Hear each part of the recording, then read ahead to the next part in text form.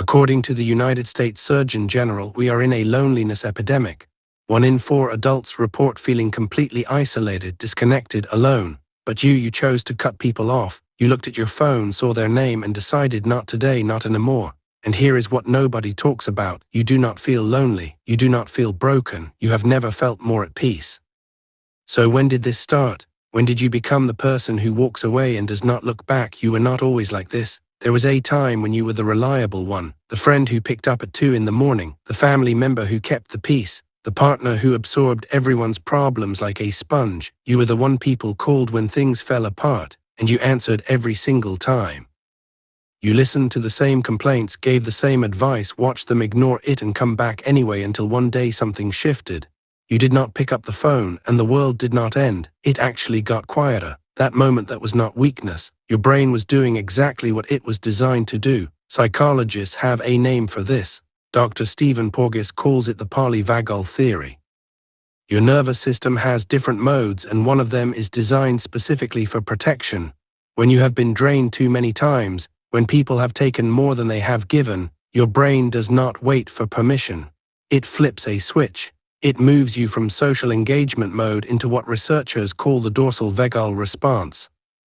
In simple terms, shutdown, withdrawal, conservation, not because you are broken, because your nervous system is doing its job, protecting your energy like it is a finite resource, which by the way it is. But here's the question. Where did your nervous system learn that people were a threat in the first place? For many of us, the answer goes back further than we would like to admit. Maybe you grew up reading the room before you could read books, scanning your parents' face the moment they walked through the door, learning that someone's mood could shift the entire atmosphere of your home. Psychologist Murray Bowen called this pattern emotional cutoff.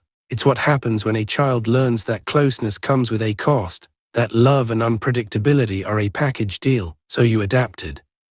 You became the one who could sense tension before anyone spoke, the one who learned that the safest place was often alone. And now, as an adult, that same pattern shows up every time someone gets too close. It's not a flaw. It's a blueprint your younger self drew to survive. But here's where it gets complicated, because there's a real difference between protecting yourself and building walls that keep everyone out.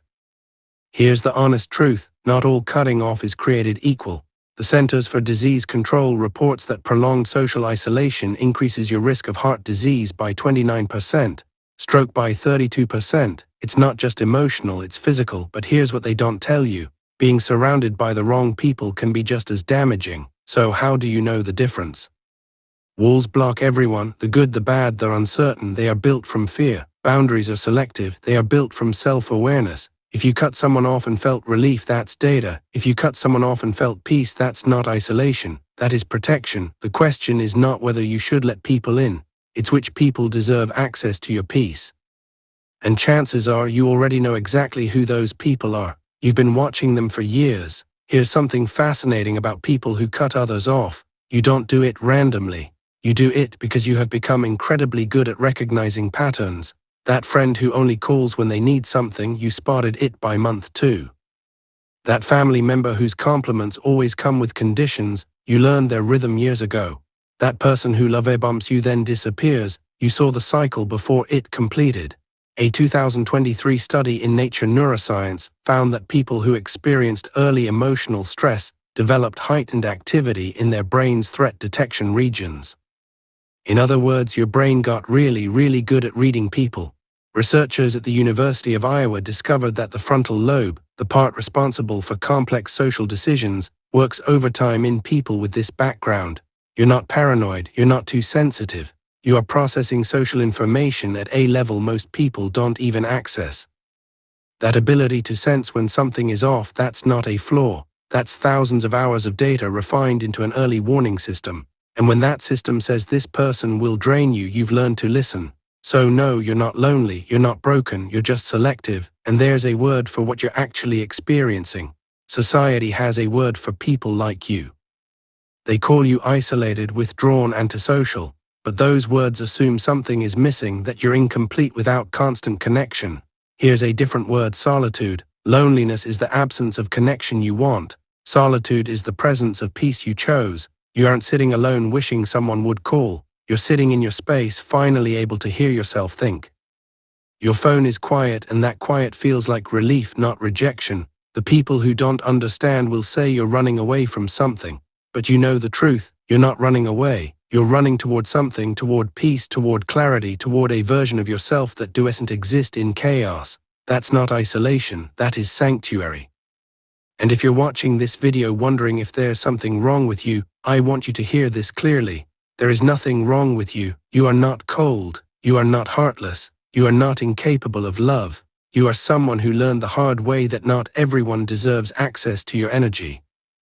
And instead of letting that lesson make you bitter, you made a choice to protect your peace, to guard your energy, to build a life that feels gentle instead of chaotic. That's not weakness. That's one of the quietly fiercest things a person can do. And if you're wondering where you go from here, it's simpler than you think. Harvard's 75-year study on happiness found one thing. It's not about how many people you have in your life, it's about having the right ones. So if your circle is small but it's full of people who actually see you, you're not doing it wrong, you're doing it right. If this felt like permission you didn't know you needed, you're not alone. Leave a comment. I read every single one. Protect your peace.